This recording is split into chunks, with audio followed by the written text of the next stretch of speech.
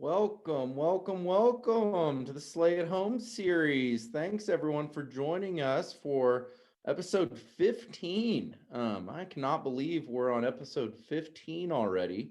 Um, just pumped to have you guys. We have one of these every Thursday this season at 6 p.m. This is going to be our last episode for the season, but we're planning on doing a little bonus for you guys in the spring. So definitely stay tuned for that. If you've missed any of the Slay at Home episodes, you can check them all out at westonbackcountry.com under our education tab. So definitely check those out. We've discussed everything from gear to avalanche education to human factors. We've done terrain talks. We've had panelists from all over the US and even Canada.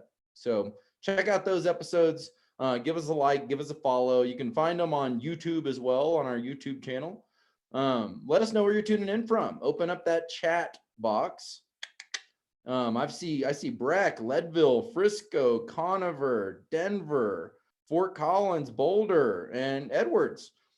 I'm coming to you live from Eagle, Colorado. Sorry.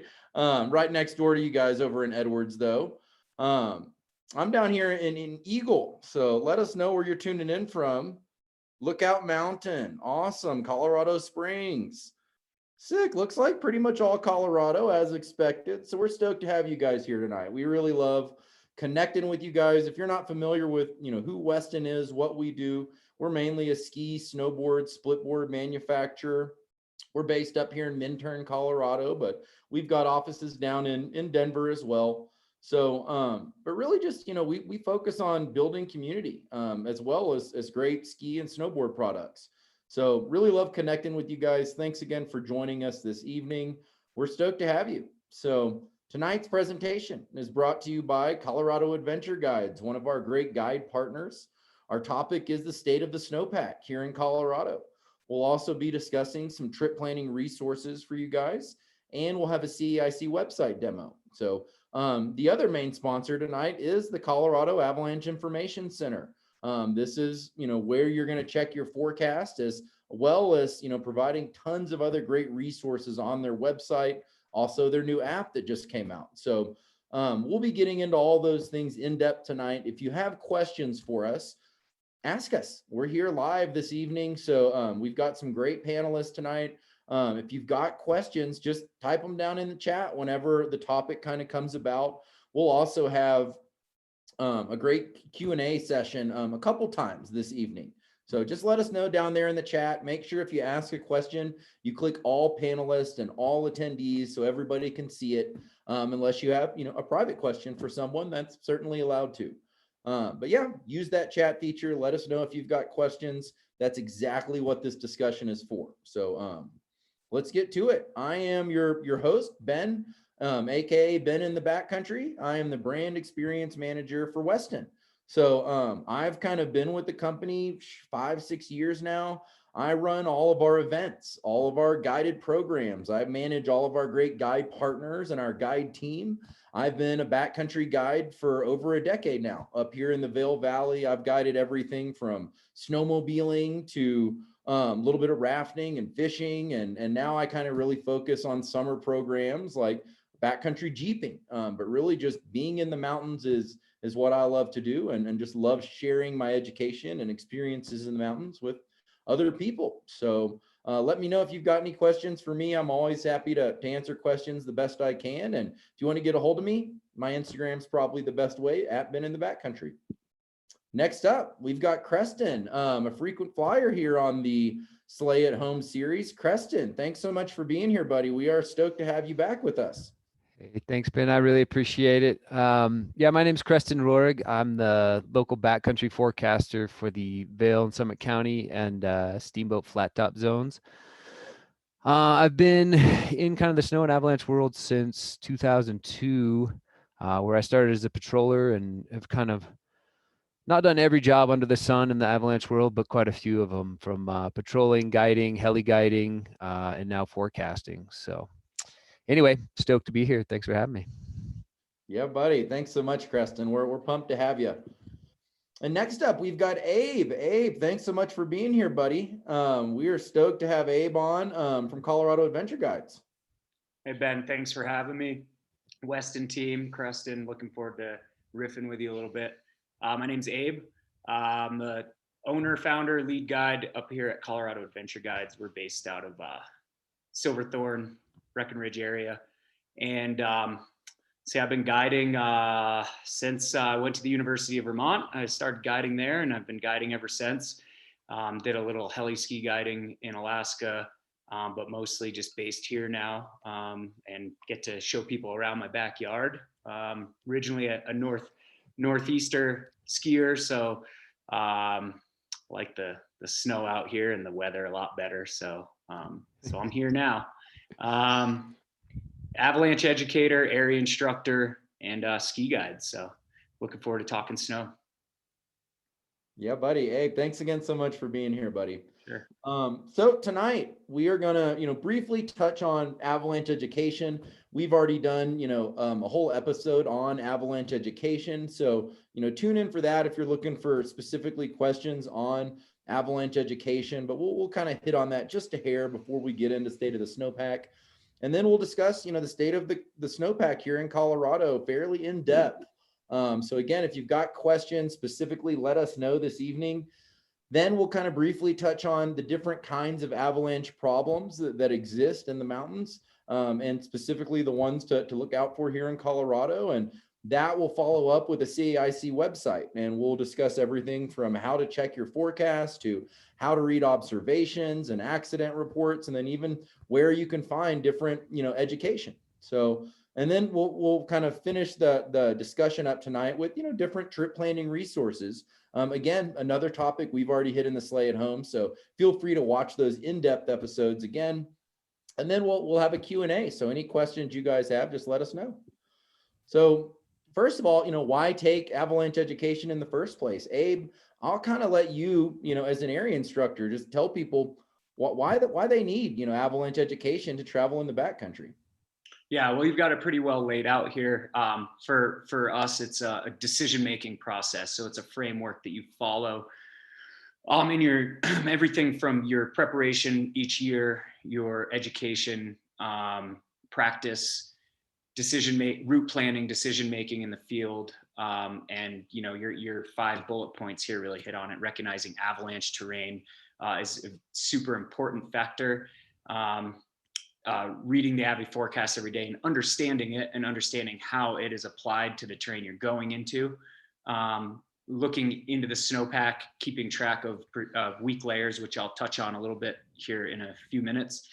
And practicing, like I said, practicing and preparing each year, your companion rescue. And then making sure that you're hooking up with the right people who are also kind of have the same goals and objectives, same risk tolerance as you. And are good communicators and are there to participate in your decision making and staying safe. So it's kind of a process to make good decisions and not find yourself in a risky situation. And that's really what we're trying to teach. The track that you can follow for education here, in my world is AIRI, American Institute of Avalanche Research and Education. They've got 2 tracks, the recreation track and the pro track. On the recreation track, you're going to start most likely with an awareness class, like a Know Before You Go, or we do an Avi 101, Colorado Adventure Guides. And so one of those where you're just kind of scratching the surface, tip of the iceberg. And you'll move on to a level 1 avalanche course, which is the decision-making framework. So staying safe in the backcountry.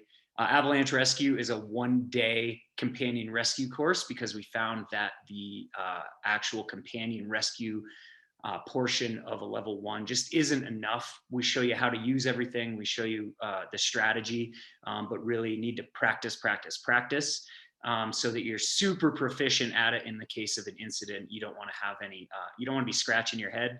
That takes minutes away from your rescue. And then you can go into the level 2, which kind of takes you from the level 1 being a contributor to a group, so a contributor to the decision-making process, into a sort of a facilitator of a group. So you kind of take the lead on the decision-making.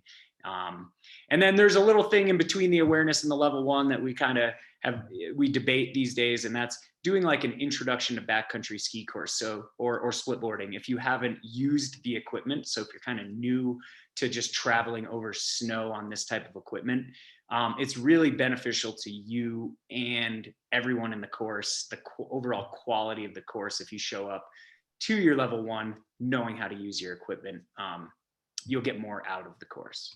And then of course there's the professional track, and that's for folks who want to be ski patrollers, forecasters, ski guides, anything like that. You kind of start out the same way once you've done your level 1 in Avalanche Rescue. Then if you decide you want to be professional and you have sort of a plan to go the professional route and you can document that, then you would apply for the Pro Avi 1 with ARI, and then the Pro Avi 2 after that. So that's a little bit deeper education, a little more science, a lot more operational stuff in that pro track. Cool. And then, you know, your Avalanche Awareness courses are going to focus on kind of the gear that is involved in the backcountry, the training that you need to get, how to get the forecast, and really how to understand the forecast. Getting the picture is sort of like being able to identify avalanche terrain traps, trigger points, start zones, and stuff like that. So really understanding the terrain you're going into. So that's your boots on the ground picture. And then getting out of harm's way is how to avoid those hazards. And you can, normal years, you can go to a shop or a brewery or wherever they're holding a KBYG and know before you go and sit in on one of those. Now they have, it's all done virtually. There's online modules. If you go to kbyg.org/learn, you can get into all that stuff, or reach out to an organization like mine or the CAIC and get more information. We're always there as resources. At the very least, too, you can go on YouTube and find the Know Before You Go video, which is a really well done video that gives you a lot of good information. A lot of good information on Avalanche Canada as well. They've done a really good video series on there. You can find all those on YouTube, and there's like 8 chapters, I think, and you can run through those. So Nice. it's a good resource.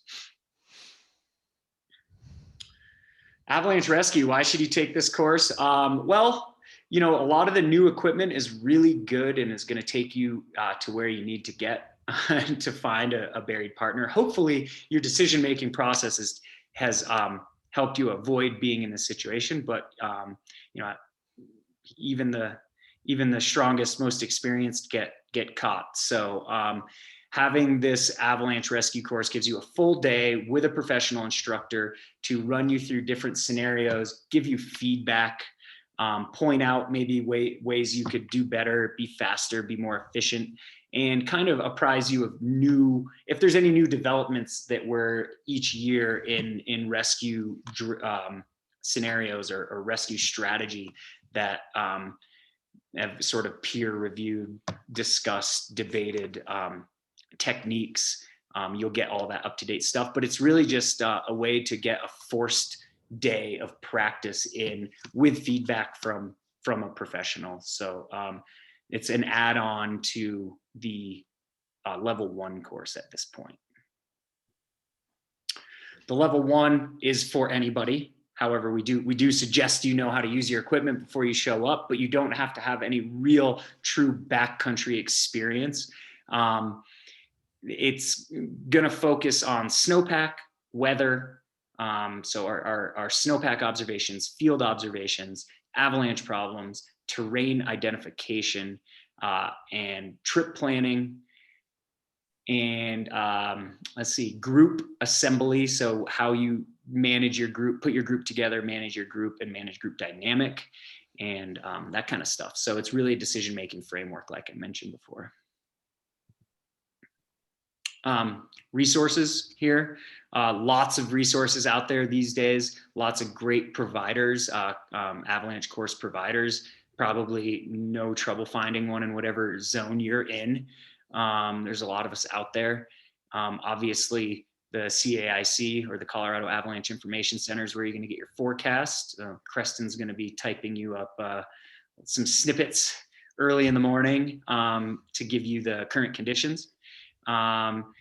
A3 or AAA, American Avalanche Association, is kind of the umbrella body over all sort of avalanche education.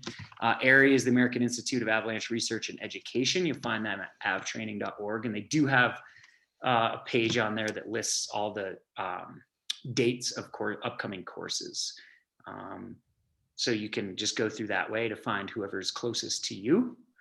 Or maybe you have a preferred provider that you're happy to travel to. You can find all that there. And of course, you can go to westonbackcountry.com, and Weston's been great. They're super active in the educational realm in the backcountry, and we appreciate that. So thanks, Ben and crew, for always having our backs and supporting us so well. It's super cool to see manufacturers out there getting involved. So I know that they put all that educational resources on their website to make it super easy and compile them. So absolutely. And we've tried to, really work with great guides like yourself. So, Abe is actually on our guide team as well. So that's great. I'm floating on those Westons. Amazing skiers as well as split boarders. We're not just a snowboard company, but yeah, like Abe says, we really do try to focus on education. It's just at the forefront of what we do. So we're really happy to support more professional mountain guides than people riding in the X Games. So another great resource that just kind of came out this year is on colorado.com. The state of Colorado has actually built out a whole winter backcountry safety page, which is really, really cool. You guys should check that out. It's got everything from, again, more education providers, but, check that out. Take their pledge as well. Highly recommend checking out their page. So. Well, cool. Maybe we'll kick it over to Creston here to discuss a little bit more about the Colorado Avalanche Information Center quickly before we jump into the state of the snowpack. Creston, tell us what you guys do at the CEIC. We really appreciate all the hard work you do.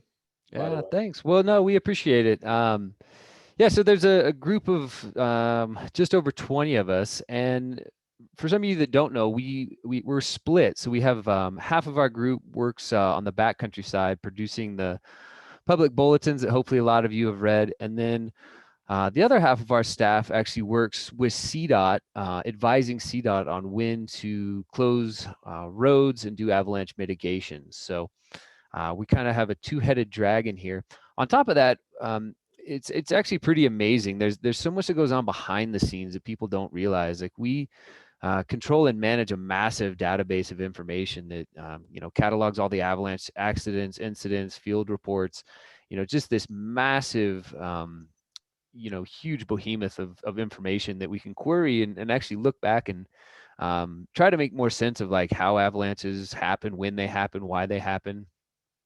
On top of that, we also support the and help develop the Know Before You Go program, which is a community outreach awareness program that's been very effective. I couldn't even tell you how many thousands of people have attended and seen this Know Before You Go program, but it's been very effective. We also support a bunch of different research projects, both internally. And gosh, man, it's amazing. Even the staff of guys I work with, there's amazing professionals throughout the entire industry, but I feel very, very blessed to work with some of the most talented minds. Guys that are, we're using satellites, satellite imagery, radar, laser technology, like all sorts of crazy new innovative tools to better understand and predict avalanches and try to do our jobs better. Lastly, we have the Friends of the Colorado Avalanche Center, and that's kind of our sister. It's a 501(c).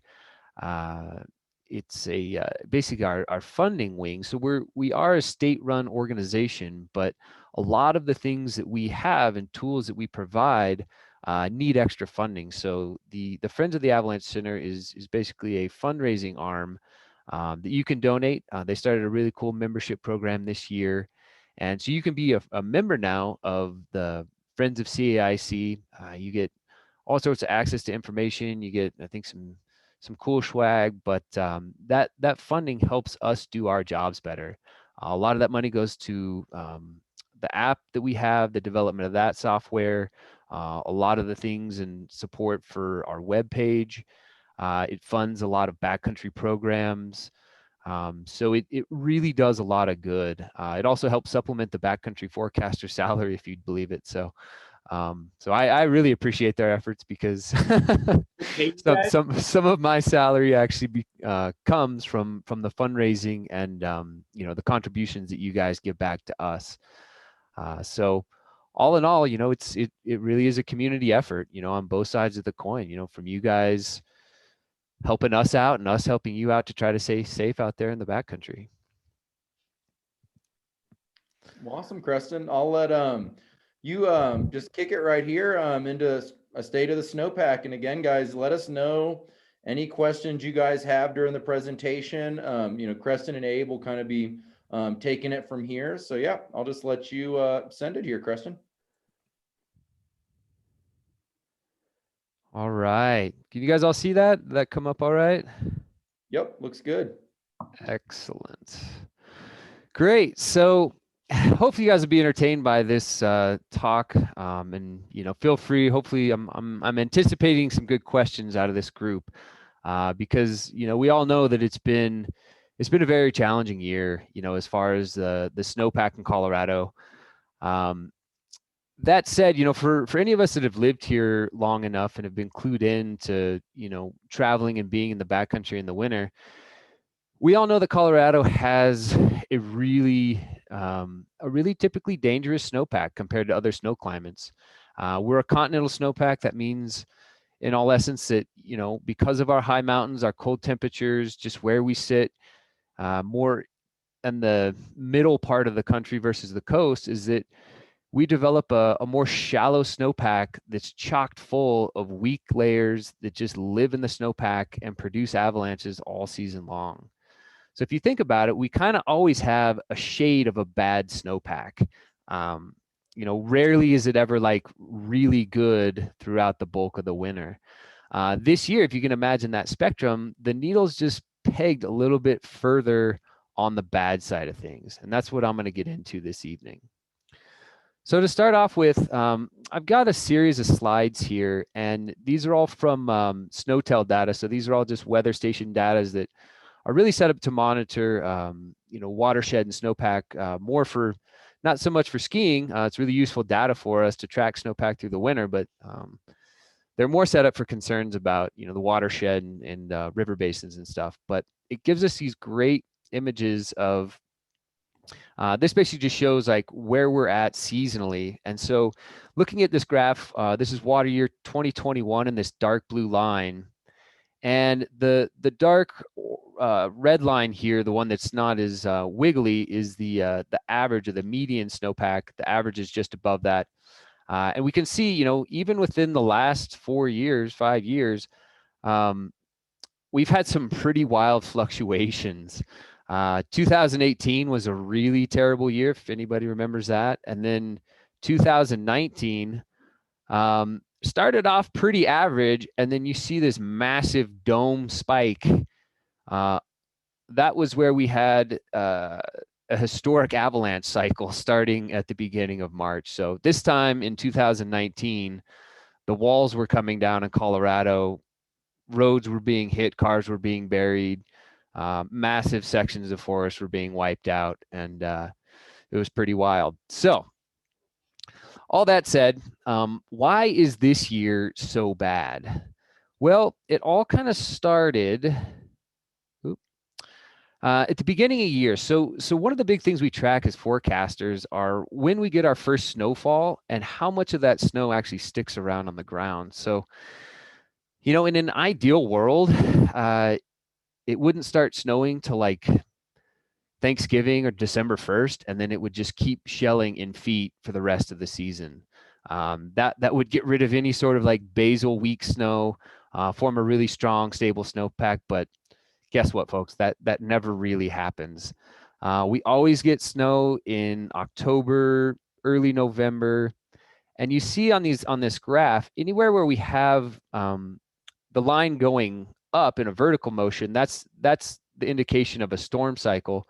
Where it's really flat, that's the time in between storms. So that's the critical time where that snow sits on the ground, and especially when it's early season, it sits on the ground and just rots away. The actual process we call is called faceting. So that snow facets into these really angular,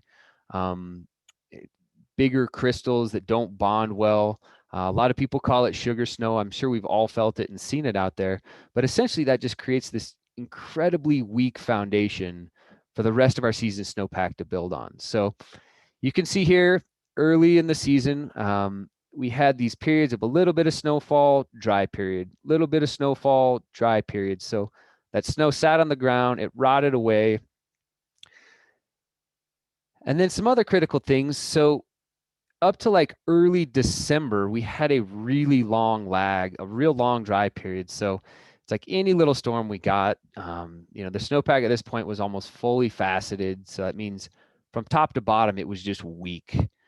And then you can see these two kind of major periods in beginning of December and then all through January with these just long dry periods that any snow we got on the ground, it'd form a slab, a little bit of a supported cohesive layer, and then it would facet and rot away.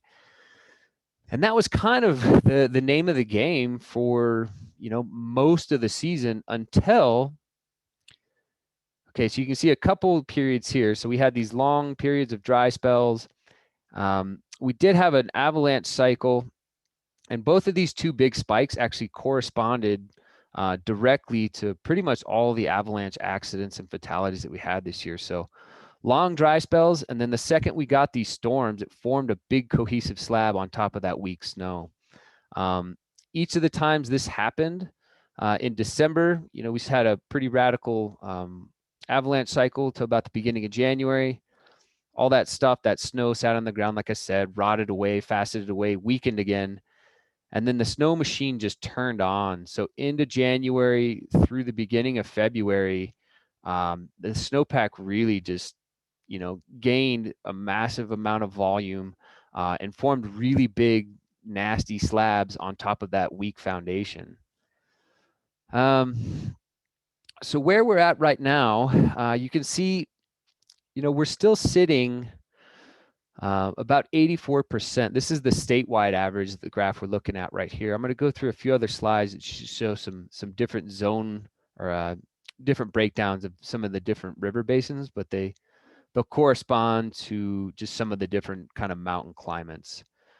So to understand, so this is up in Steamboat or the Yampa Valley. So this is kind of the very northern mountains here. And the interesting thing about this graph too is Steamboat in the northern mountains, they tend to get just a little bit more of a consistent snowpack, and just given the nature of the mountains up there, typically see a little less avalanche activity than some of the mountains down south. But you can see, the kind of the same cycle, these small spikes with these long periods of dry weather where the snow weakened, some bigger storms, and then a massive storm. So from February, so kind of end of January to about the second week of February, the snowpack essentially doubled in a lot of these areas.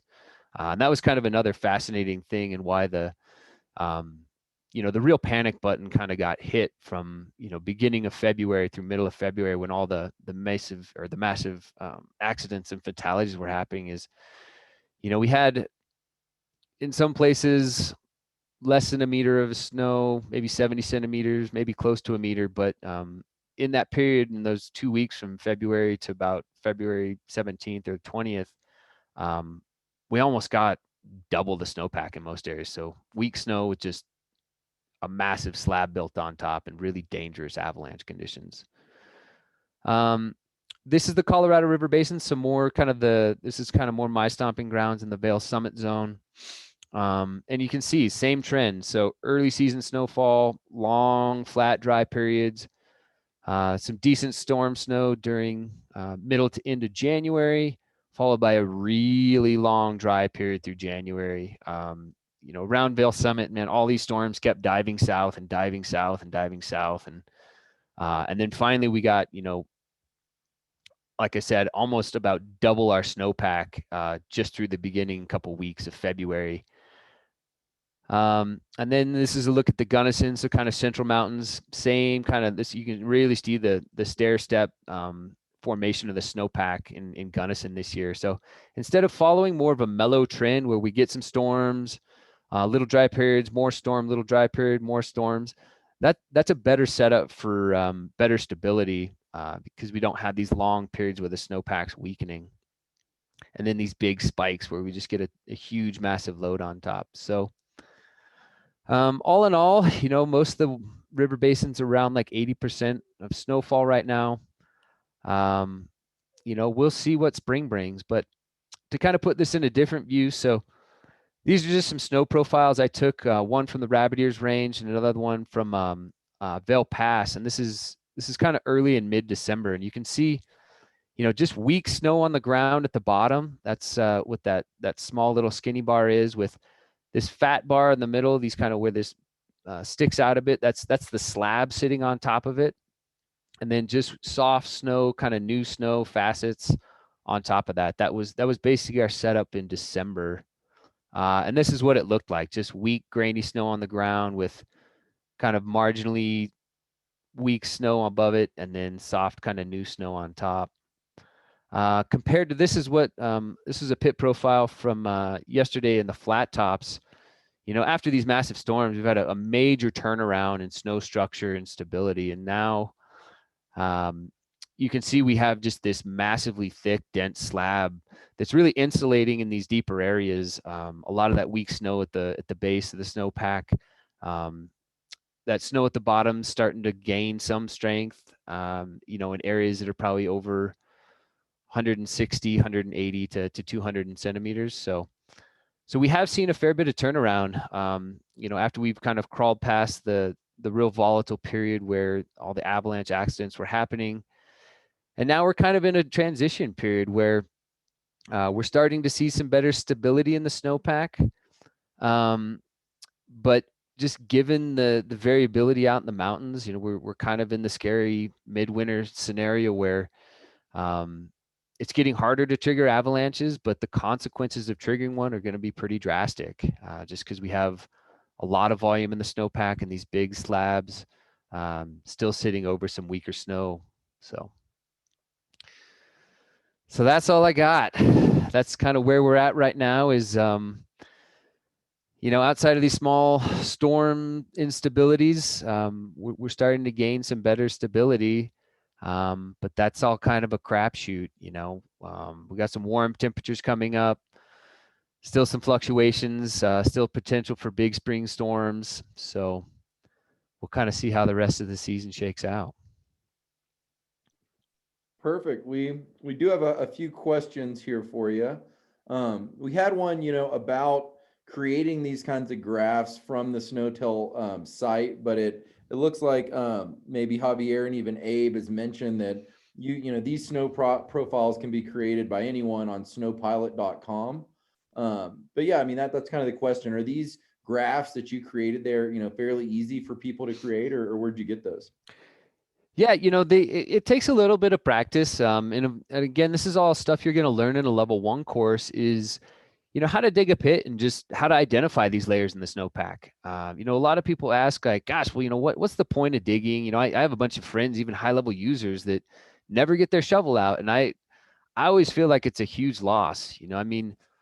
To really understand the avalanche problems we have in Colorado, we're dealing with these persistent slab avalanches. And essentially what that means is it's avalanches failing on weak layers buried in the snowpack. It's not things you can see from the surface. It's things you have to get your shovel out and dig down in the snowpack and identify. So to dig a snow profile, it takes a little bit of skill and learning and some doing, but essentially you just, dig a pit, start poking around and feeling for different hardnesses in the snow. And that's essentially what we're lining out here. It's not an overly scientifically calibrated test. It's, you can see in my picture there on the left, it's literally me like poking in the snow with my finger. And then we have some hand hardness calibrations that we'll test the individual layers with.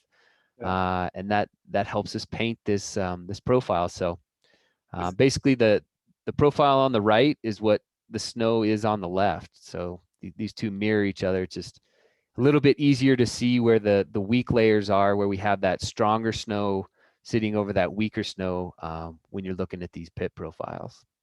Yeah. This is something you learn as well in a level 1. I mean, on a basic level, and really what we're trying to show is to identify the strong over weak, so that those denser layers of snow that sit over a weak layer, that's tends to be in Colorado midwinter what our main problems are. So that's the basis of what you want to know from digging. But like Creston said, not everybody digs all the time.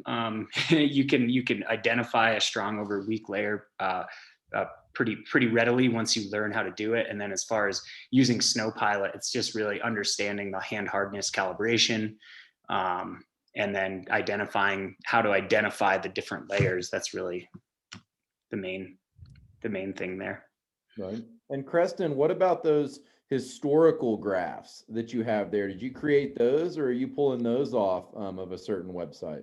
Yeah, so I should have brought the link up, but if you can actually just even Google this. If you just I think Google, gosh, how do I do it? NRCS.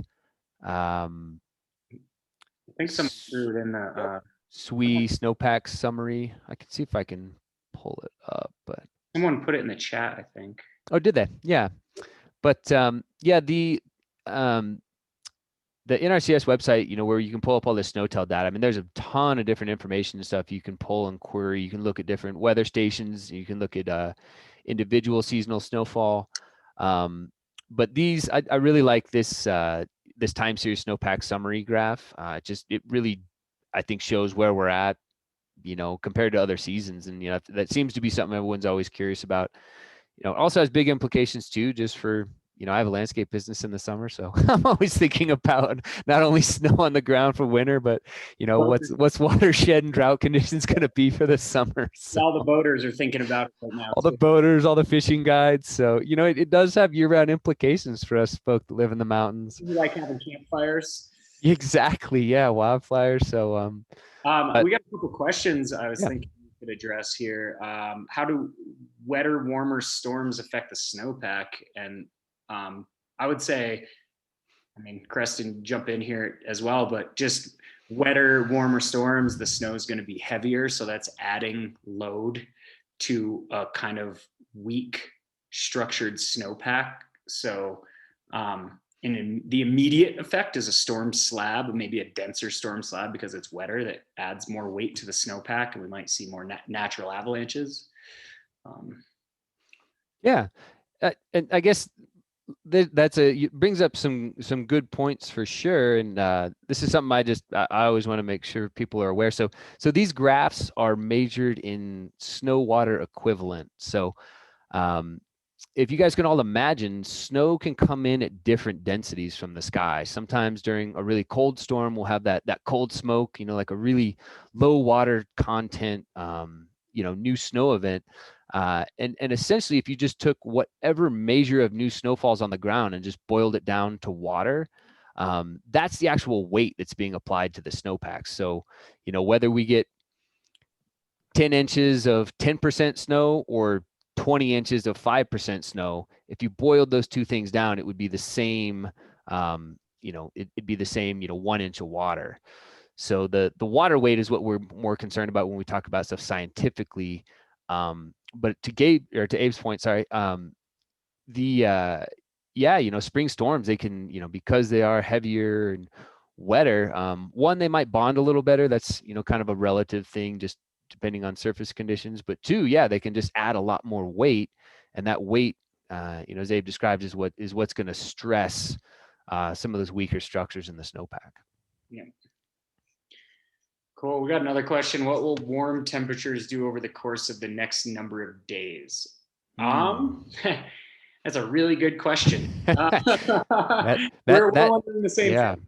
That's going to be the number one question on our. So we have a Skype chat every morning with the at around 5 a.m. with the the forecasters that are on around the state. And we actually had a staff meeting today, and that was a topic that came up, and certainly one that's on our radar right now.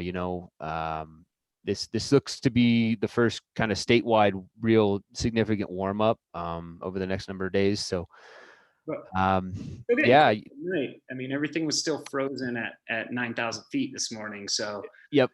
It's interesting. So like a lot of things in the snow and avalanche world, there's a lot of objective data, but as we all know, there's a lot of subjectivity as well. So interpretation of this stuff, forecasting is just a fancy way of predicting the future and guessing. So we try to use a lot of data to go into that decision. But yeah, I think kind of to your point, Abe, I'd like to see, I think with the new snow we have on the ground, we could see some small, loose, wet avalanches on some sunnier exposures. But I think the below tree line, I mean, from what I saw on Vail Pass on Monday, visible water on the snow surface. There's probably some water running through the snowpack, but yeah, without digging deeper and finding out if that's actually penetrating the previous freeze thaw crusts, we don't really know, and it's going to be really location dependent, probably aspect dependent. Maybe the lower elevations will see some changes. Upper elevations are probably getting a freeze thaw crust, but they're not probably. It's not probably changing a lot of the metamorphosis, the current continuing negative trend towards faceting rather than.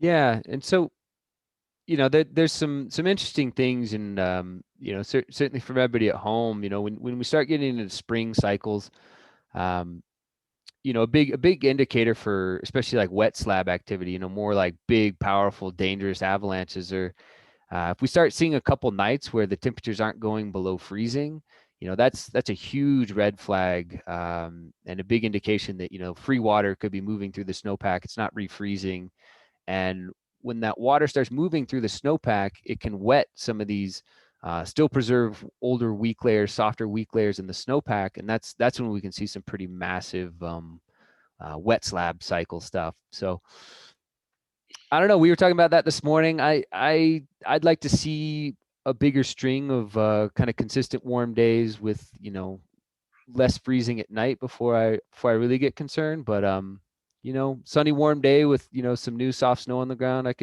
can anticipate some loose wet activity on some steeper, rockier terrain features tomorrow.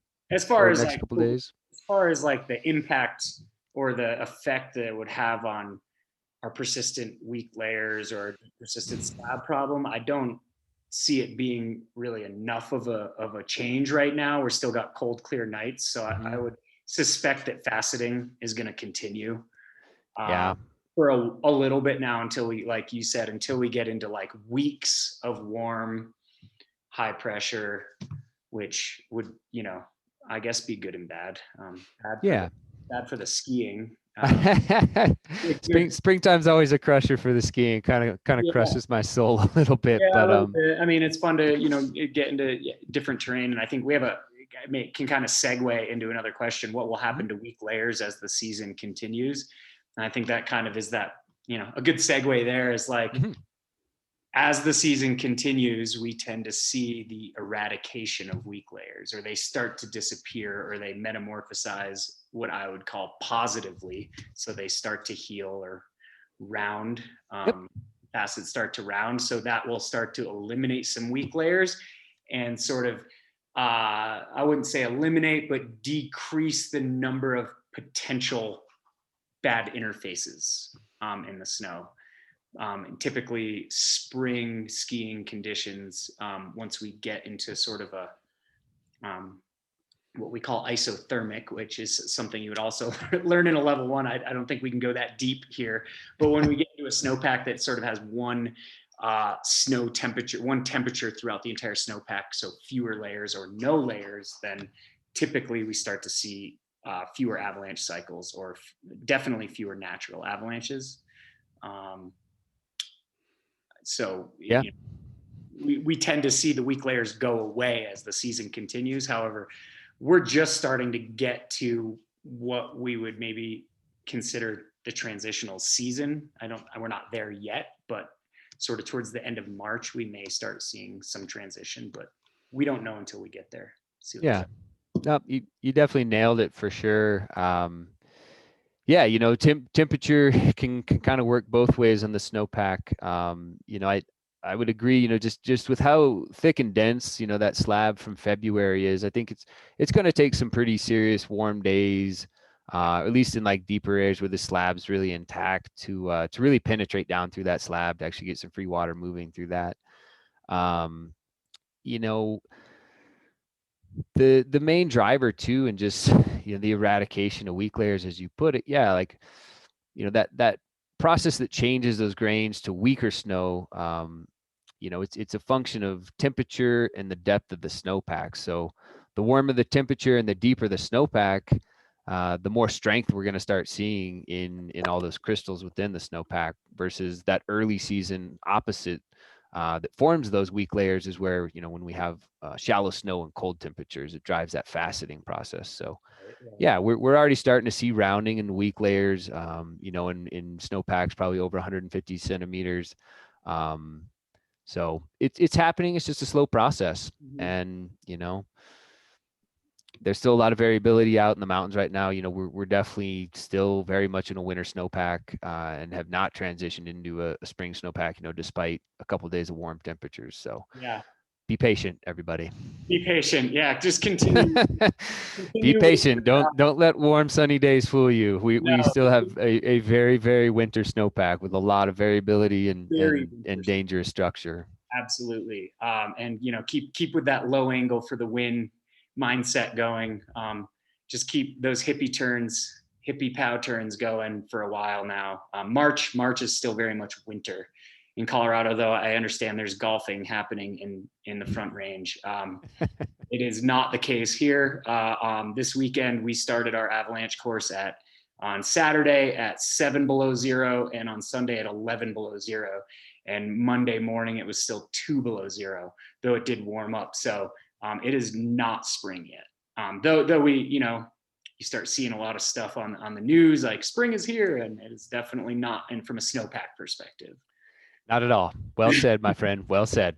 A quick question I want to kind of hit on, but I don't think I can go too deep into this. I know if Kelly was there, she'd probably like to jump on this one for a couple hours. But we have a climate change in our region, so supposed to make for less frequent, more intense storm cycles. Is this your experience?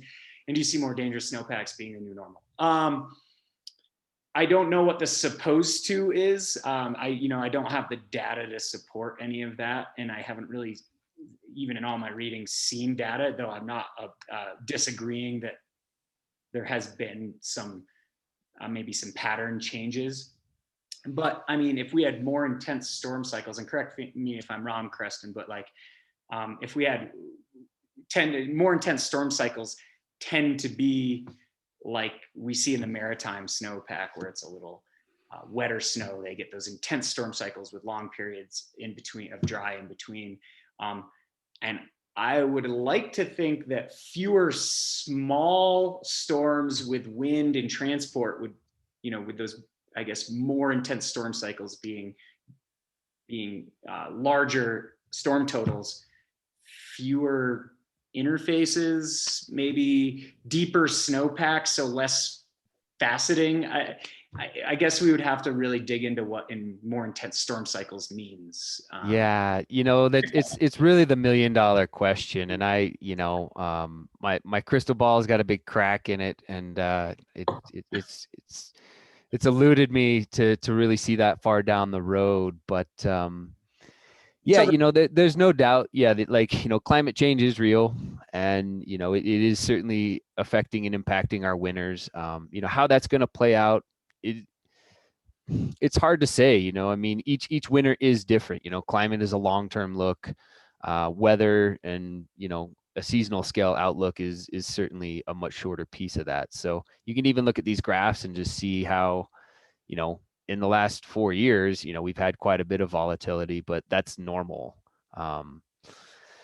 I think winters are going to get a little bit shorter. That's probably inevitable. That's probably the worst part about it. Fortunately here in Colorado, because of, the higher altitude mountains and stuff, we might stave off climate change a little better than, when I was heli guiding in Alaska, I think coastal Alaska and some of the coastal ranges, I mean, they're going to get hit first, and snow levels are going to keep climbing higher and it's going to be harder there. But, as far as storm intensity, we could get into a period like we're seeing this year where we have this really volatile, erratic avalanche behavior. We have these long dry periods in between storms and then big, huge, heavy loads on top of weak snow. Like that's just a recipe for disaster, So, I think most importantly, being able to look at it on a daily basis or on a more like, what is it like today? I have trouble with the trying to predict what avalanche hazard is going to look like that far in the future, just because we're looking at it at like, what is it now? All that matters is right now. Where I'm going out there to ski, what's happening now? Always fun to think about, and there's a lot of science and interesting theories and things behind it. I'm fascinated by it. It's certainly hits to the soul of all of us, but it's gonna just change on a yearly cycle too. Like I said, the only thing I can probably say with some certainty is we'll probably see some shorter winters, unfortunately, but or potentially like I feel like just thinking back over the last, and I'm sure you could pull up some graphs for this, but it's been sort of a shift. Like we've been seeing a lot of, I guess I feel like maybe more snow in April and May. In the last few years, I know that when I was living in my camper, it snowed like the month of May and the whole month of June. And I was like, man, this is not ideal for trailhead living. So, 2019 and, and even, 2019, 2020, I wish 2017 was on this graph too. Yeah. Cause we had some very serious, late spring storms there, but, yeah, that's the fascinating thing about snow and avalanches. It's tied to weather, so it changes daily. One thing, I would add to that is, looking at 5 years or even 10 years, really hard to see a true trend. Like you would have to go, look at 100 years to really see a difference in, the frequency of storms or total snowfall and really like equate that to climate change, right? Where I think we all kind of have that general feeling like, like in my summer guiding, I guide a month more than I did a decade ago, because it's like Creston was saying, it's the winters seem a little shorter and it seems like, we get these bigger, more infrequent storms, but it's hard. Like, do I remember 2018 being that bad? I don't know. Do I remember when 2010 was like epic? Kind of, Yeah. It's hard to really compare that. It is for sure. And I'll be honest, like there's a lot better science and data out there. I can't speak to it right at this moment. I mean, I've seen a lot of 30-year, historical graphs and trends, and like the trends definitely don't paint a good picture, like warming temperatures are a thing, and, like snow has to stay below 32 degrees to be snow. So, the warmer it gets, the less snow, be it at different elevations, it will have some significant change. So, how drastic that is, I can't speak to that, in exact terms right at this moment. Exactly. I think that general trend is the only given, right? Yep. So let's see. We had a couple other questions. One we'll hit on the end of the presentation. This one, another one we're going to get into shortly. So anything specific about the Snowpack here? Otherwise, we're going to kind of keep rolling and get into some other quick topics as well. Yeah, and I can answer that question there when I get to my section. Yeah. And if anything else comes up, that you guys are curious about, throw it in the parking lot. Seems like we got a great banter going on here. So we'll try to solve the world's problems in the next half hour. Love it. Well, thanks so much again, Creston. You guys let us know if you got more questions. We are happy to continue to answer those. So, cruising on here, we're going to kind of briefly touch on some other trip planning resources, mainly checking the forecast, knowing different avalanche hazards. So I'll kind of kick it over to Abe here. Just, tell us a little bit about like the importance of checking the forecast, not just maybe the night before your trip or the day of, but even throughout the season, and how that can help you anticipate those hazards on trail. For sure, Ben. That's a biggie too, that I think gets missed a lot. And especially with, at least in where we are here in our access or our how easily it is accessed from sort of a different climate, right? If you live in the Front Range, you could be riding your bike in your shorts, and then you want to go backcountry skiing. You drive an hour and you're in the snowpack. And so we, as professionals, and I think even recreationists should be tracking snow, or at least making it a regular habit of waking up, reading the avalanche forecast, looking at the weather, not just where you are, but maybe having something pinned or tracking, even in a spreadsheet, just weather from a specific weather station somewhere, so that when it's been cold, clear nights or cloudy days, or there's been snow or major wind events. Those are going to all be things that contribute to the development of avalanche problems in the snowpack, and is going to affect where Creston puts the hazard for the day. So definitely staying tuned in to all of the weather and snowpack information that's out there is going to benefit you when you do decide to go. Just that one day that you have to go backcountry skiing, that's not a sufficient amount of information to make really informed decisions. So I think this is probably a good opportunity for me to just talk about the CAIC website, weather resources as well. So, what is the weather and how can it affect your travel for the day? And like I said, wind events, new snow, things like that are going to affect the snowpack. You're going to have wind loading, potentially creating wind slabs. You're going to have new snow creating storm slabs, or maybe loose dry avalanches. And I'll talk about those avalanche problems here in just a second.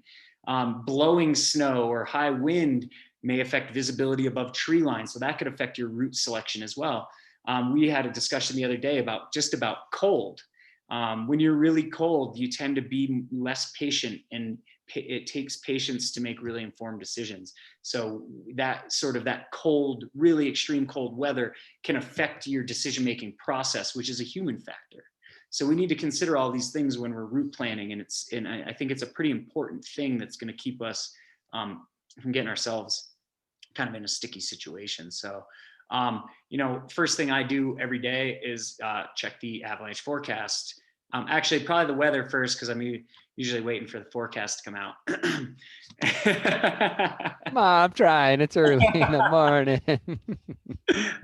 Just teasing you, man. We appreciate it. So, and then understanding the avalanche problems, how they relate to the forecast, and then understanding what the danger rating is telling us, where the avalanche problem is distributed, and then the snowpack summary, and the key message that actually Creston's telling you, hey, this is not the day to go stepping out, narrowing those margins. And so I'm gonna just pull up my screen here and quickly run through the avalanche forecast. Should I do? You want to walk us through the types of avalanche problems first, though? Yeah. So these guys, there's a handful of avalanche problems. There's 8 here in this image here. We have new snow problems and old snow problems. We have problems that occur closer to the surface of the snow and deeper in the snowpack. So I'll kind of work my way down through the snowpack. So on the surface, after a new storm, you might have a loose dry avalanche. A loose dry avalanche is going to sort of typically look like what we call a point release. You're going to see it release from rocks, trees, things like that. It's going to come from a point and fan out. It'll have a fine debris pile rather than a big chunky debris pile. These typically are smaller avalanches, aren't typically enough to bury somebody, but the danger here is terrain. And there's something that can knock you off your feet, carry you into a terrain trap, over cliffs, something like that. So it can create injury in the backcountry, which is almost just as bad. Being injured in the backcountry is not ideal. From the same type of weather condition, we get a storm slab. So that's just more new snow, maybe denser, or snow with more water content, or maybe snow that came down at a faster rate of speed. So 3 inches an hour is going to create a denser storm slab.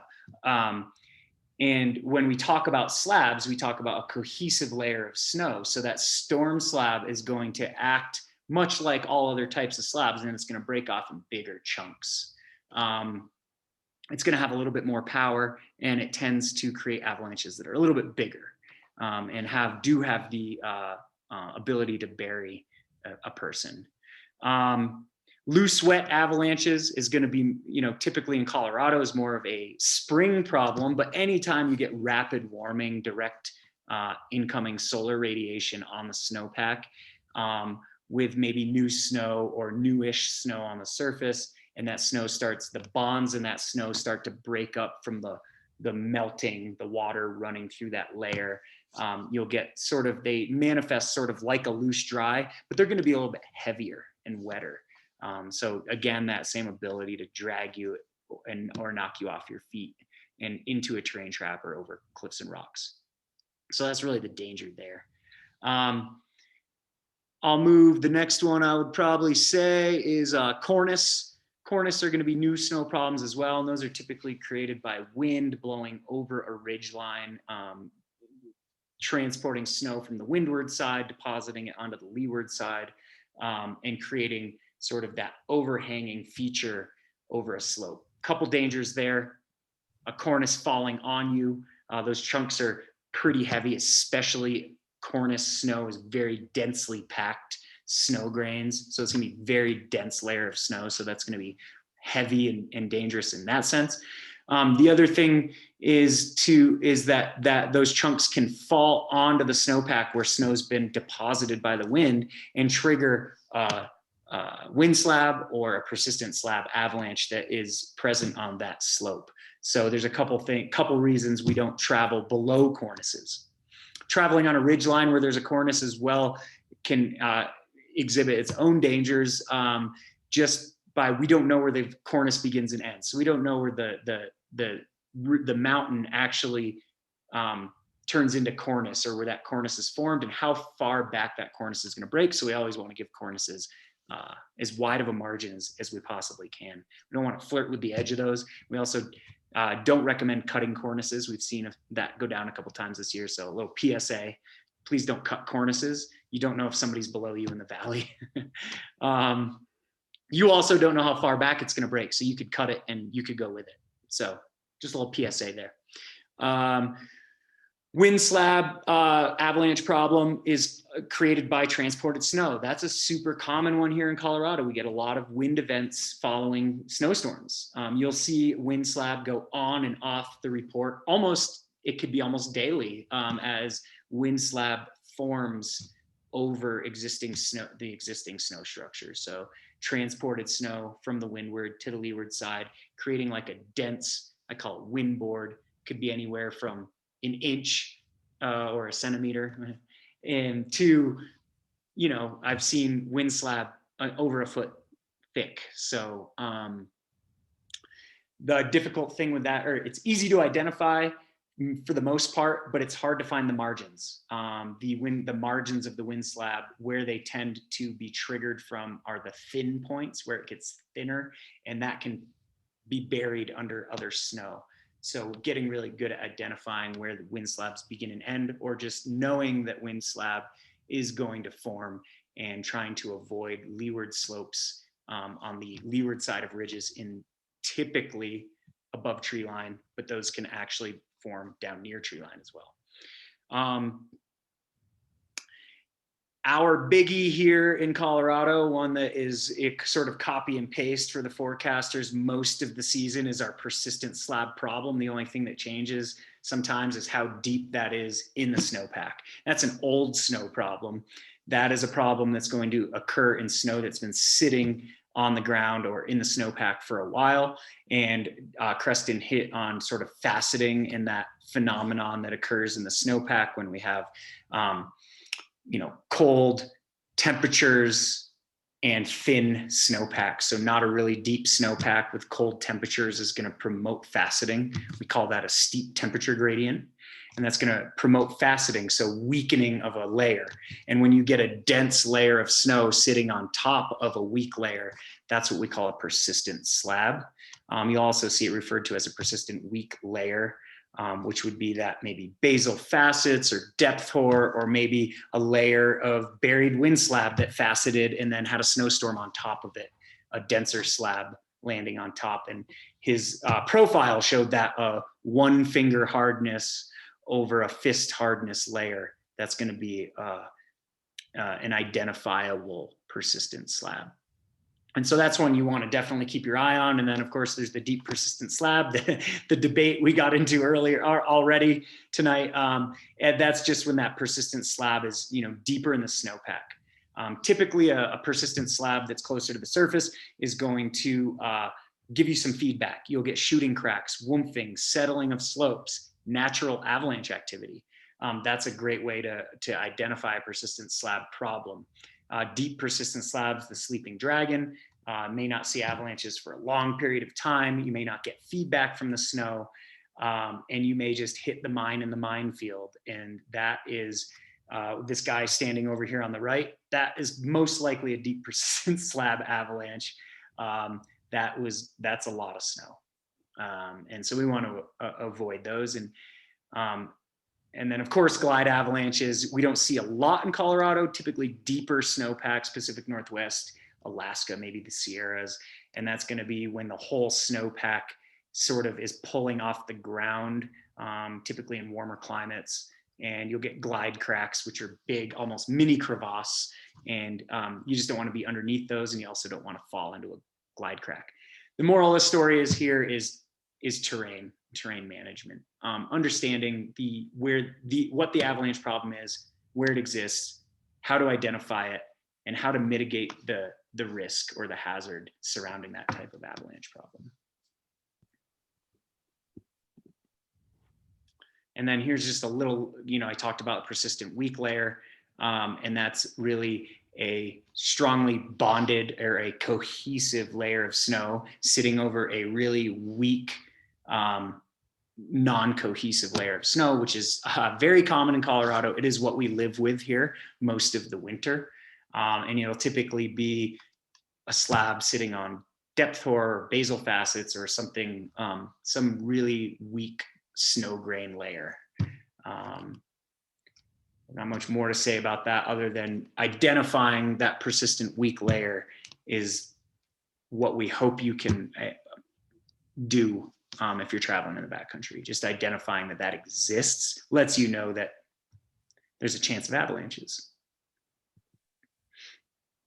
This is the North American Public Avalanche Danger Scale, rated from 1 green low up through 5 extreme black. We've had I think only 1 day of black that I can remember, and that was spring 2019, the historic avalanche cycle.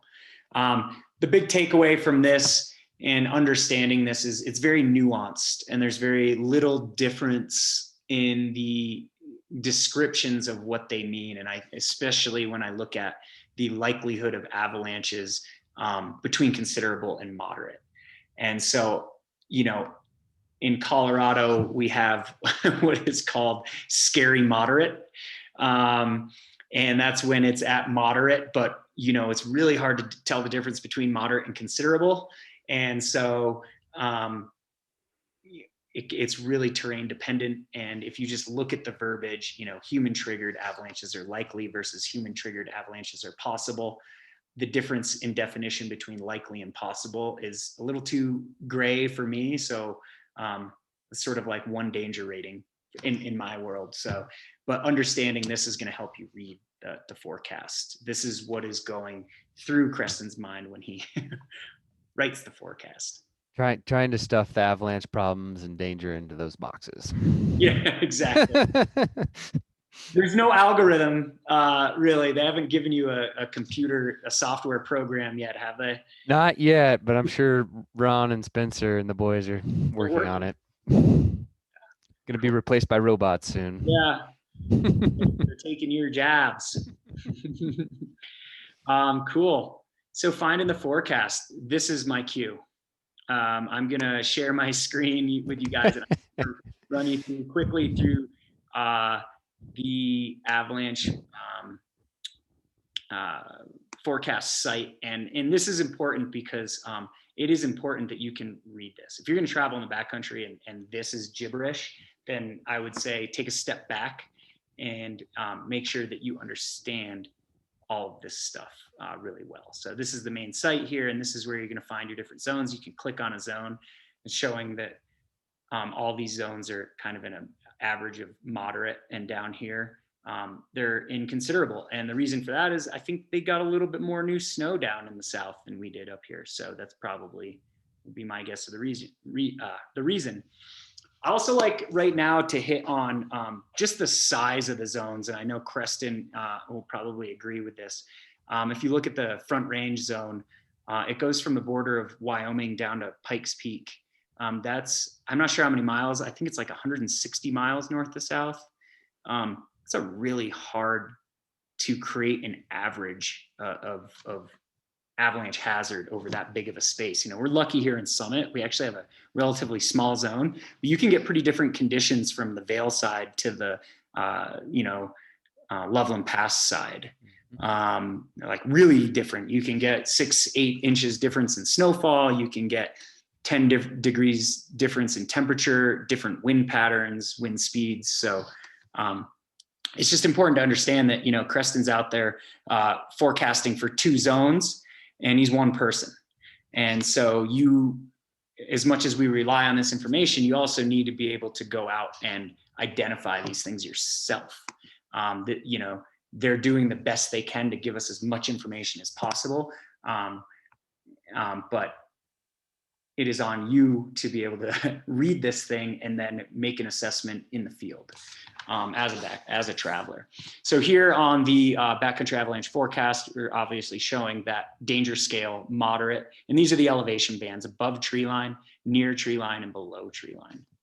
Near tree line is the smallest band, and it's the one that I guess would fluctuate most in elevation, so to speak, but it really is just where that threshold is between where the big trees end and where the small trees end. Is sort of how I try to describe it. Here's your summary. You're going to get your key factors, your key snowpack or travel key advisory message in here. This is the avalanche problem that they're showing. The primary avalanche problem is persistent slab. And this is the danger rows. And just imagine looking down on the top of a mountain. You've got your above tree line elevation band, your near tree line, and your below tree line. And then you have the different aspects: north, northeast, east, so on and so forth. So this avalanche problem is being found above tree line and near tree line at north, northeast, east, and southeast aspects. If you're going to travel on a south aspect, it's important that you go and see and poke around and see maybe that persistent slab crept just where you are, crept around onto that south aspect. So it's identifying that avalanche problem exists there as well, or doesn't exist there, but doing your own sleuthing. The likelihood of these avalanches are possible, which is probably why it's been put at moderate. And the resulting avalanche, or the consequence, or the size, would be large or very large in this, for the persistent slab. So if you triggered a persistent slab, you're looking at it falling in here, it's a considerable consequence. Here you'll see the secondary avalanche problem. This is typically one that is a little more elusive, that'll come and go, like storm slab, or you likely see wind slab when there's a wind event. Because it snowed, there was fresh snow. I think I saw, 8 inches. Average 8 inches with obviously some wind moving snow around and depositing it. So a deposition zone can hold 3 to 5 times the amount of snow that fell. So, you could find 30 inches of snow in a deposition zone. This avalanche problem is being found on all aspects at all elevations. Possible likelihood with small size. So we're looking, at a storm slab avalanche problem there. Down here, they have weather for 11,000 feet. This is great because it is a way to get a weather forecast for an elevation you would likely be skiing at. And they just give you 36 hours of weather. I typically use NOAA. I like the point forecast, NOAA.gov, the point forecast feature here. I can put this point anywhere I want and see what it'll kind of give me the elevation that my point is at and give me a little bit more accurate weather forecast. So good feature there if I'm looking at weather in addition to what the CAIC is putting out. Go away. Just a couple other features I like to use, in my planning, and I do a lot of trip planning, and I look at the forecast discussion. This is going to talk about what's happening in the snow, what they're finding, and what that, how to identify the problem and what that can result in, and usually some travel advice. Right now, we've got the low angle for the wind going on Instagram. So we want to keep that slope angle low. If you don't know what that means, avalanche course. That's all I can tell you. We'll teach you how to identify avalanche terrain. Talk more about that. And then real quick observations, great places to get information. What's the best sign of a chance of avalanches?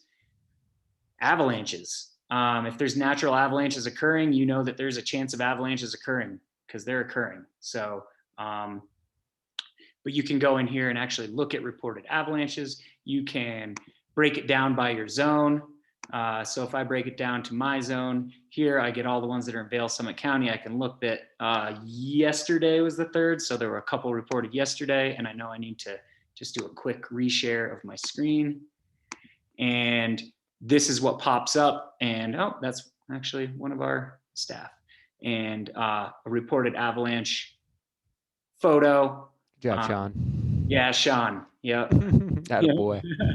One of our guides was out. You guys are crushing it. Yeah, thanks, man. Hope those obs are helping you guys.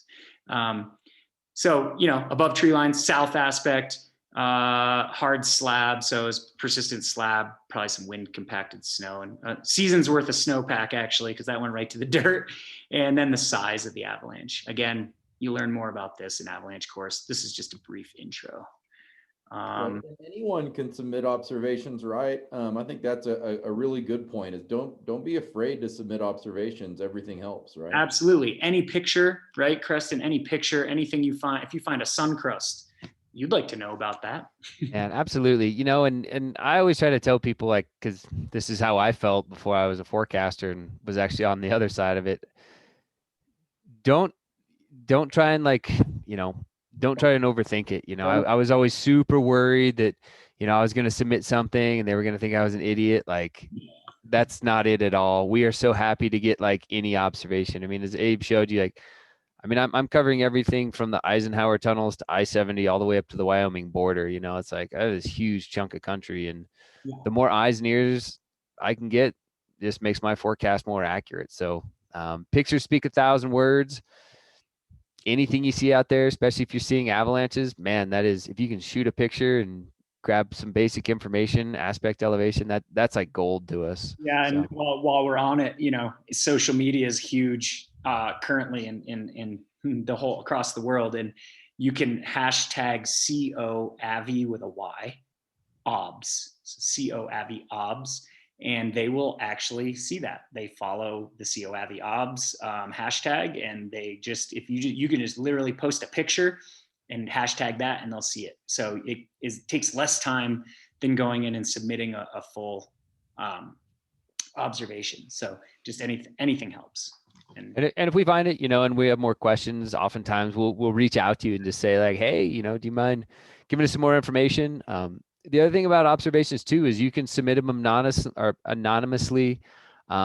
We can keep those obs locked if it's something you don't want to make public and you just want to share with us. So, really it's a tool. It's kind of the give back to us to, make our forecast better, which ultimately helps you guys make better decisions on better information. Right. Absolutely. Cool. And then the other thing I use is weather stations. The weather, a lot of times when you type in where you want to go, like Breckenridge, you're going to get the copper weather station. So if I want to get weather, say I'm going to Vail Pass, I can just go right here, Vail Pass CDOT yard, and I can just see the current weather. And also, as I go into spring, I'm looking at this for the minimum temperature. I want to know if that snowpack locked up overnight, if it froze. So really valuable information from weather stations. And I mean, they could just compile them all here and make it super easy. I'm tending to look at wind speed, direction. In the spring, I spend more time looking at temperatures. I also want to know if I get to the trailhead, if I need to wear my puffy jacket and mittens. But yeah, you can get all those in there. And then the last thing, my last little thing that I look at is one of your best learning resources, I feel, is case study or reports of avalanche accidents. They do the forecasters, the team does a great job of writing up these super thorough reports, and you'll see everything. They interview everyone involved, and you'll see everything from, identifying the trip planning, human factors, the snowpack factors, and it's a great way to learn. And man, I can read these things like all the time. I mean, they're sad and they're sometimes hard to read, but is one of the best resources for learning. And we use case studies in all of our teaching. So yeah, read through those. There's always like great pictures and just a really thorough report, whether snowpack. Oh, I gotta show you that. I'm just gonna do a quick reshare so you can see what I'm looking at. And so here's what a report looks like from an accident that did result in a fatality. And they just kind of give what the forecast was for the day, the danger rating, the weather, the snowpack, the events leading to the avalanche, the accident summary, rescue summary, and then comments on, what possibly led to this incident. And they'll even give you pictures of the snow and the location. So just a great resource. So use it. That's what it's there for. Cool. And then last thing, like we said, submit an observation, big blue button here. You can go in and do an official observation and then join and donate. We could use I'm sure Creston could use some help. So the more money. Always. Yeah, more money. I don't know if donations are going to solve my problem. So. Right. Lottery tickets, maybe. So it is not fully funded by the state. And it is a lot of the funding is from donation. And this year, because we couldn't do a lot of the fundraisers, they started a membership. So you'll get monthly, they call it the monthly dump, where you'll get like a state of the snowpack every month in a newsletter, any types of ways you can get involved, educational opportunities, everything that's going on in the Colorado Avalanche Information Center. And you can join, become a member, or you can just go click there and donate and just send them some cash. It goes directly to Creston's rainy day fund. Yeah, I take really expensive vacations. This is an exhausting job, so I've become very, sensitive. So, 5-star accommodations. No, it really does fund some amazing programs. It just allows us to grow and expand and create better products for you guys. So it's really donating to give back to yourselves. It's really. It's the buy-in and the commitment we all need to collectively stay safe and prevent these nasty accidents and fatalities that we've had like this year. So absolutely, we all got to do our part. Absolutely. Well, awesome. Nope. No, you clicked it again. Hot link. I didn't have a choice this time. And also, a quick reminder too, the CAIC has an awesome app now. So, if you don't have your laptop with you, check the forecast on your phone, make it, a daily wake up, check the forecast, make it a ritual. I think it's really helpful throughout the season. Like Abe was saying, if you're checking that forecast, at least weekly, ideally daily, there's a persistent week later to watch out for. It's not a surprise. That there's a storm slab issue, most likely after a big storm. Like this stuff is pretty obvious stuff when you're checking it every single day. You become a little more of an expert on what's going on out there. It helps you make better choices throughout the entire season, not just the night before, not just the day of. So very, very important there. And again, if you're looking for more information on how to plan a backcountry trip, like Abe mentioned, going with a guide is one of the best ways to do it. I know that they're at CAG. They really focus on teaching you how to plan a trip. We've also done, a full 2 hours on the Slay at Home series, episode 4.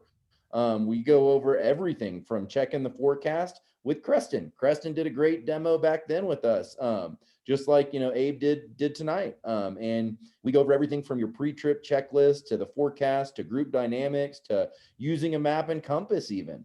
Guidebooks. There's great online resources these days.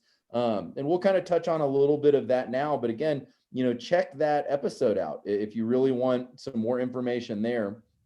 And first, Avalanche Education Resources. These are books that we really, kind of recommend maybe dipping into before you take that level 1.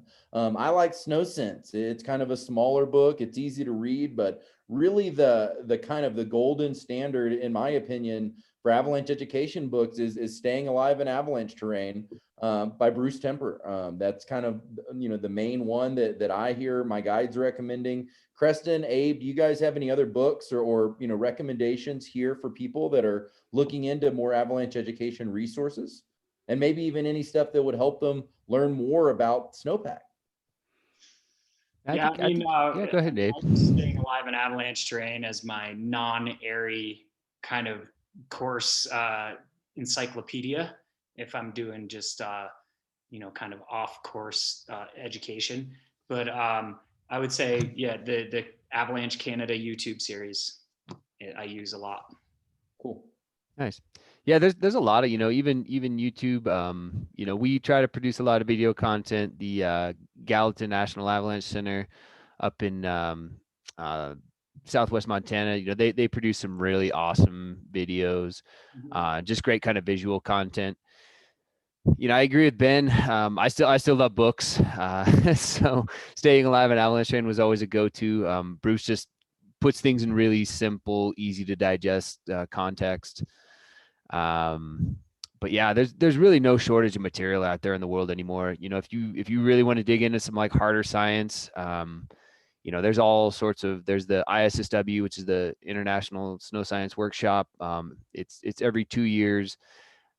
There's all the heady papers of guys with more PhDs and letters behind their names and you can count, studying snow science to, microphysics. So there's just all different measures and levels of learning out there. And as these guys would attest, it's a lifelong journey. And I learn something every day, every time I'm part of a conversation like this with other professionals, with complete newbies. So, it's a fascinating world to step into. Yep, 100%. Just the other day, I learned there can be big gaps between cornices and where mountains end. That's a scary lesson to learn. You didn't see my hole out there the other day, did you? Is that the one with the brown around it? I was like 20, 30 yards behind a cornice and fell right into a big hole, and my buddy had to come rescue me. So always carry a radio, always carry a beacon. When you're in that country, even if you're not skiing. So luckily, I'm here and we're all stoked. So on books, I am also a fine collector of guidebooks. And one message I do want to put out there about guidebooks is they're a great resource to learn about an area before you go there. But they're just a tool. They're one factor. I love guidebooks, especially old ones, because of all the cool history, the cool imagery. And this is actually a piece of my collection. This is from my office. And you can see which ones are really well used. Hint, hint, those are some of my favorites. I really like Powder Ghost Towns, and just like in these older books that maybe have stuff that you're not going to find on the internet. We're kind of in this age of social media and, all these websites that have a few different lines, and there's the same 5 to 10 lines, on the internet that you're going to find over and over that people just kind of keep repeating and repeating. And it's, if you get, a book that's 20, 30 years old, you might learn way, way more. And it's just, I don't know, I just love having that, in my hand resource. And, I can always take pictures of stuff if I'm going out, to tag an area that's in one of these books. But yeah, I really love these guidebooks for that reason, not just the route finding, that ability, the route finding stuff. Frankly, I think you should be doing outside of a guidebook. You should be using Gaia, CalTopo, HillMap, any of those resources to plan your trip the night before. These are just what you use to get started. It's a great tool. It's a good way to have, a plan A, B, and C that you finalize in your trip planning, right? You guys, any other cool guidebooks you know of, or even disclaimers about using guidebooks? Definitely a lot of disclaimers. No, I think I've used. I'd be lying if I said I didn't use them for what they were intended. I mean, they offer some interesting insight on what you can do. When you should do it, that's the real question. That's the one you have to answer. I mean, there's big, steep, cool lines throughout every mountain on every continent, but knowing when that line's safe and, making sure that that's not the last line you ski. I mean, that's the real challenge. So combined with a good decision-making, framework. Exactly. So I think they give you really good ideas, but yeah. Yep. Knowing when that it's appropriate to be in that terrain that's the real challenge. Exactly. And understanding that there's a big difference between backcountry skiing and spring mountaineering. And I feel like that's something, a lot of people new to the backcountry maybe don't quite understand. And it's one of the most important things possible. We get it almost weekly, folks who want to book a guide to go ski a line in February. And we're like, well, that's not going to happen. Yeah. One of my colleagues, he's funny. He has a saying. He's like, yeah, if you want to ski steep stuff, move to California. He's like, I'm here for the avalanches. Job security. Yep. And, like I was saying, it's 2021. There's a lot of digital resources. Obviously, the CEIC website and app are two of our favorites. CalTopo, HillMap, Avenza, all great products for actually planning your trip, all GPS-based products. RackUp, online guidebooks, also with a GPS tracking ability. So, I do actually, use RackUp and really like it as well. But there's a lot of stuff out there. Google Earth, frankly, I spend more time on Google Earth learning about an area and just getting a general idea of what it's gonna look like, what I think it should look like. And I find when I'm in the backcountry a lot, I'm not staring at my phone the whole time because I've spent all that time before it. And when I'm exploring a new area, I'm like, that's that over there. That's that over there. Like, that's what I was expecting to see. And I'm still learning about that area, but I have a baseline before I ever step foot into an area. I love Google Earth. I use it all the time. Gaia, I definitely use as well to kind of track myself when I'm out there and make sure I don't go down the wrong drainage or go down, this, but it's, none of that stuff takes the place of knowing how to use a map and compass. Absolutely. In a new area, I'm going to have that, bread and butter tool with me as well. Motor vehicle use maps, I think, are absolutely great. If you're not sure what an MVUM is, if you're in the national forest, you should have an MVUM, especially if you're in a snowmobile, or even in the summer, if you're out jeeping or riding a dirt bike. It's important to know where you're allowed to go, where you're not allowed to go, and really respect those closures, whether it's a wildlife closure or a private land closure, just to keep public lands public, right? We don't want to screw it up for anybody else. No sled necking in the wilderness. Yeah. Right? Ben. Exactly. Just kidding. I stop at the line, Creston. Atta boy, I know. I stop at the line, bro. Atta- You got to. You Seriously, got to though. respect it. You got to respect it. Absolutely. And then social media, forums, blogs, I just want to say, like, these are resources that exist. Take them with a grain of salt, Be listen careful to who you you're don't know. taking advice from. It's better to have a real mentor, like someone like Abe, that you can truly trust, that spends their life in those areas, not just how's the snow in this area, or, oh, I was out here, you got to be real careful about that kind of stuff. So I just want to throw that disclaimer out there. Anything else to add, guys, on digital resources before we move on? Not really, but always reach out. You can always reach out to us. We're probably not going to give you the coordinates of our favorite stash, but we will happily give you our current analysis of the snowpack in our zone and what to look out for. Absolutely. Killer. Well, sweet. We're almost done, gang. Thanks for sticking with us. I know we're running a hair long, but we've only got a couple slides left. So again, any more questions, keep them coming, and we'll keep cruising here. We'll hit those questions here in a minute. Yep. Yeah. So like I was talking about identifying avalanche problems. And like I said, the best way to know if there's a chance of avalanches is recent avalanches. And you can find those on the forecast site under observations avalanches. Signs of instability in the field: cracking, shooting cracks, collapsing, whoomphing. The snow will actually make sound. It's talking to you. It's telling you, I am dangerous. Avoid avalanche terrain. And on that note, learn how to identify avalanche terrain.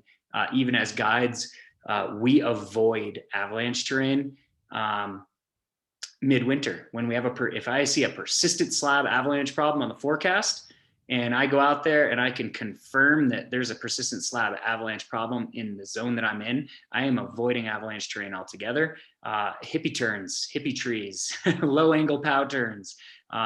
It's all fun. It's just, we don't get steep skiing around here midwinter. Heavy snowfall or rain. So any sort of precipitation is going to affect the snowpack, and it should raise a flag with you.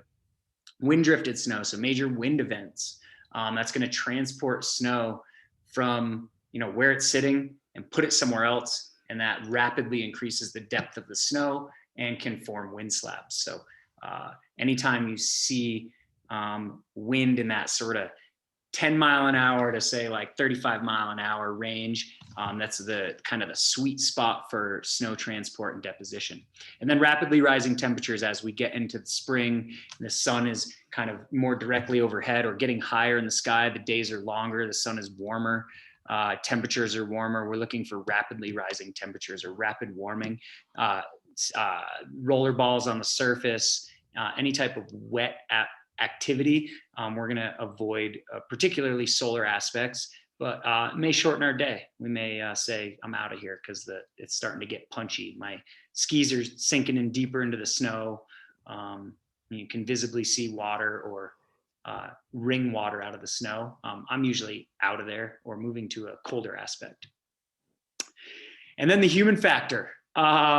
This is the big one. This is, probably one of the things that leads to the most incidents involving humans, because, we can avoid avalanche terrain. We can avoid avalanches.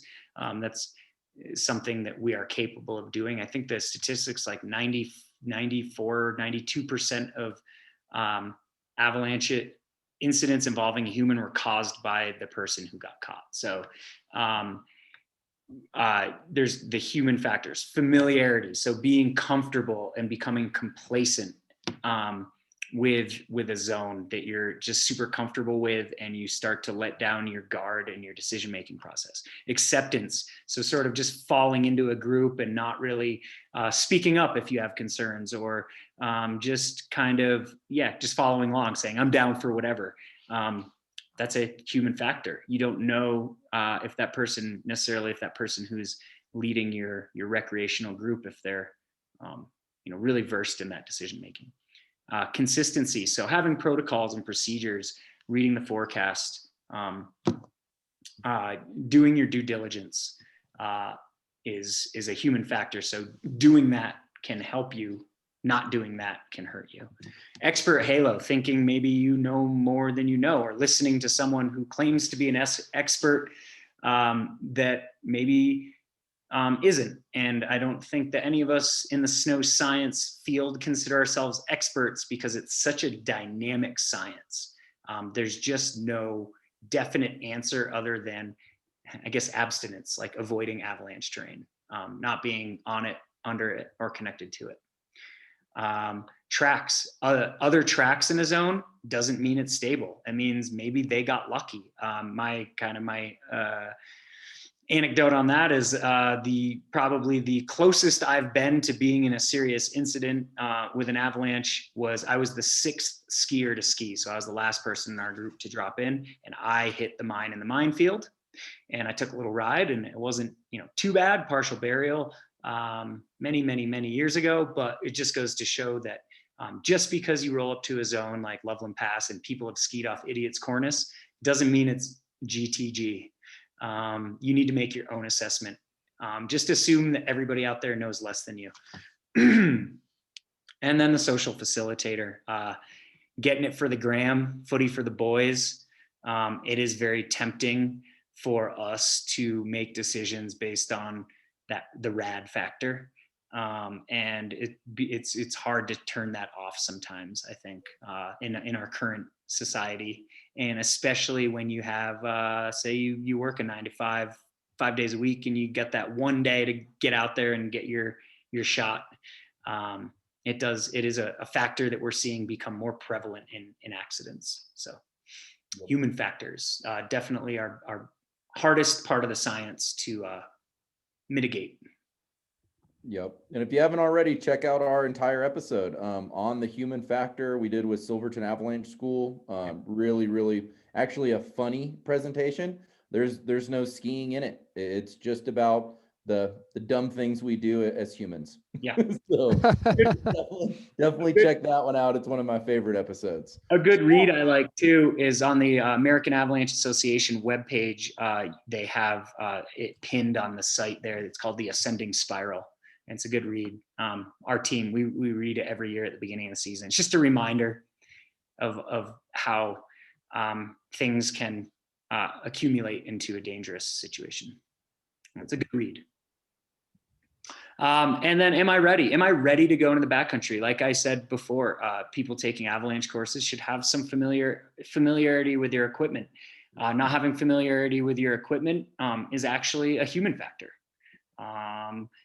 Being able to move efficiently and effectively in the backcountry, it will decrease your risk because you are more capable of movement. You're less apt to just take the easy way out.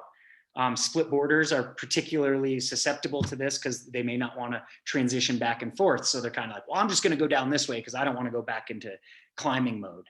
And that's a human factor. That's a thing that can put you in a tough situation. So do you have the right gear? Do you have a beacon shovel probe?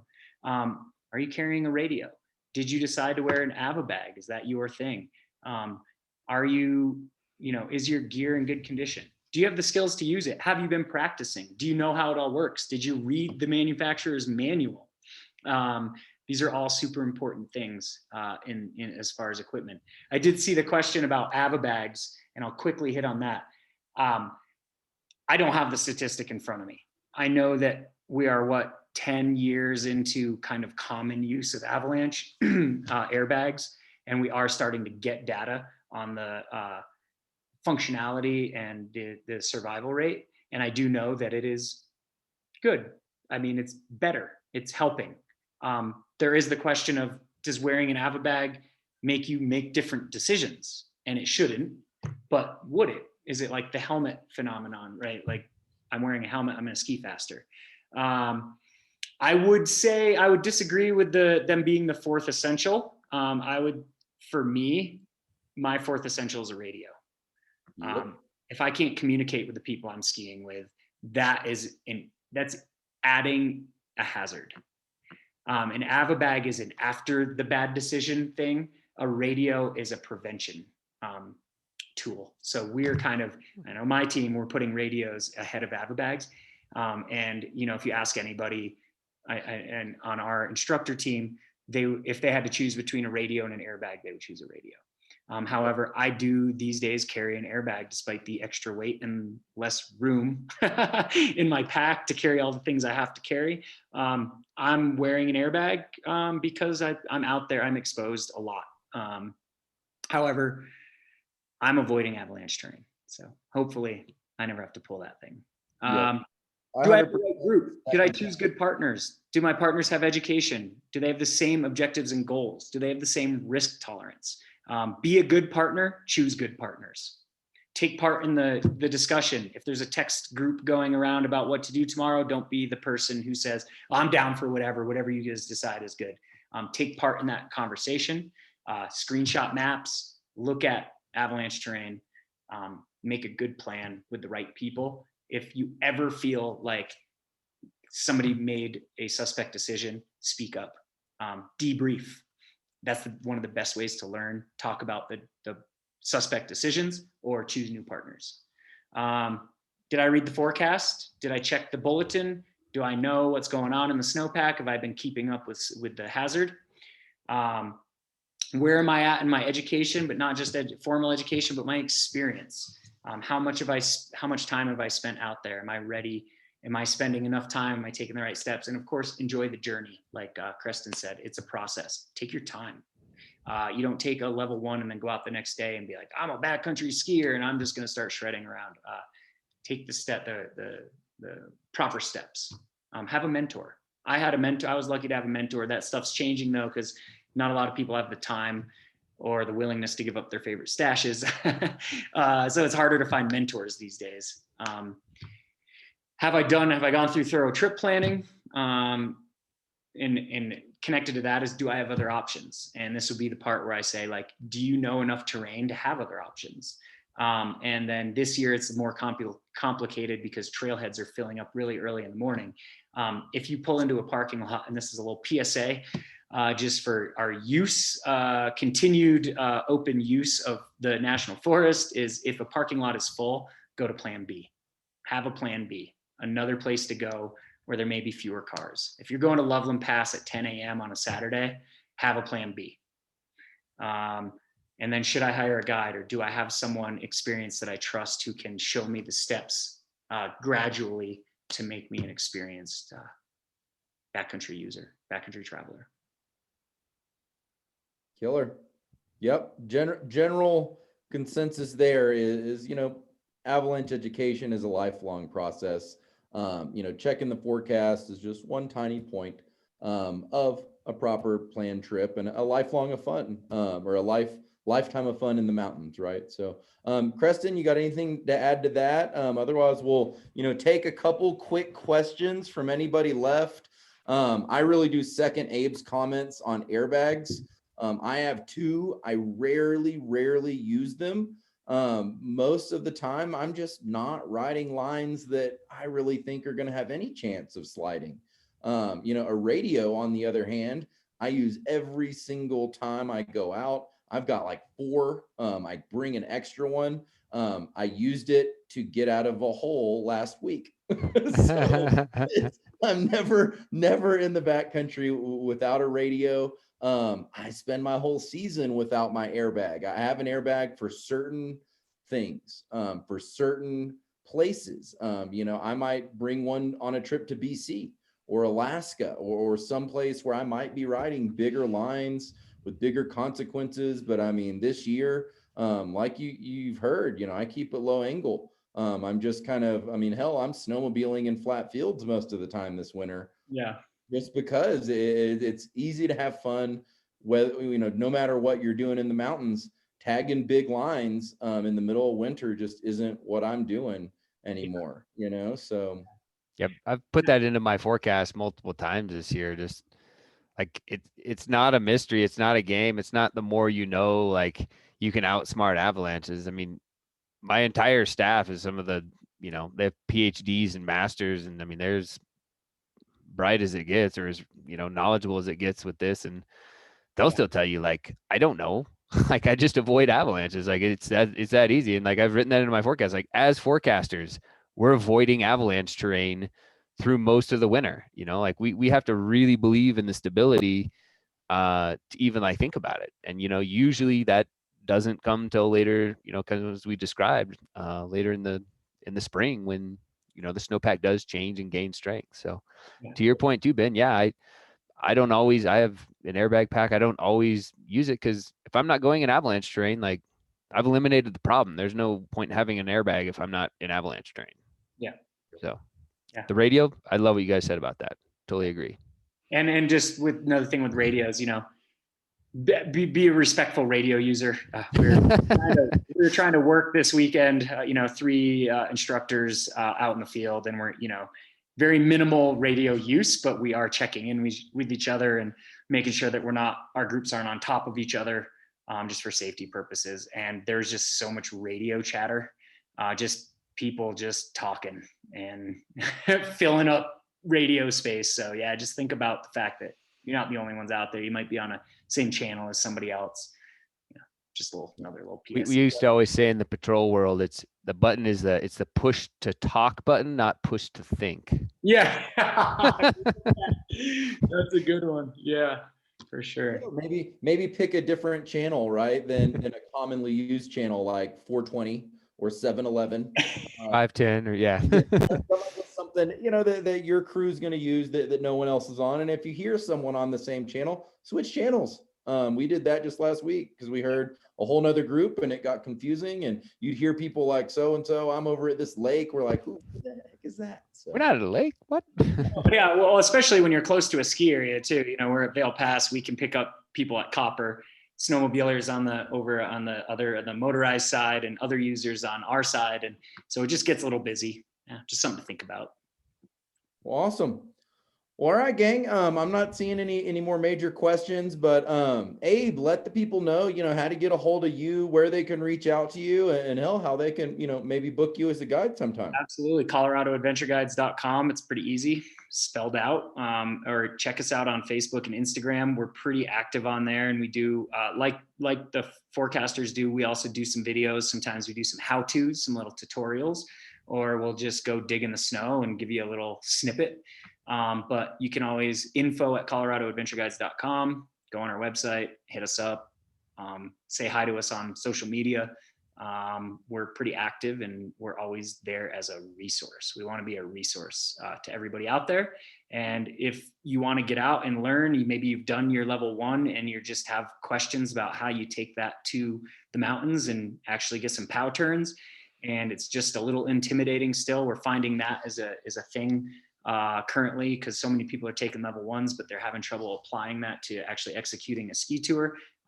Get a group of people together and get a guide for the day and go out and focus on specific things. It's a great way. It's like a mentorship.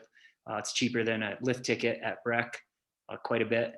And, you know, it can be really educational. We can focus on what you want to focus on, and introduce you to a new zone that you've never gone to before, and kind of show you around. So we hope to hear from you. And thanks for sticking around. And obviously thanks Weston for everything. Super generous folks over there, and been very supportive of us. And of course the Avalanche Center, couldn't do it without you guys.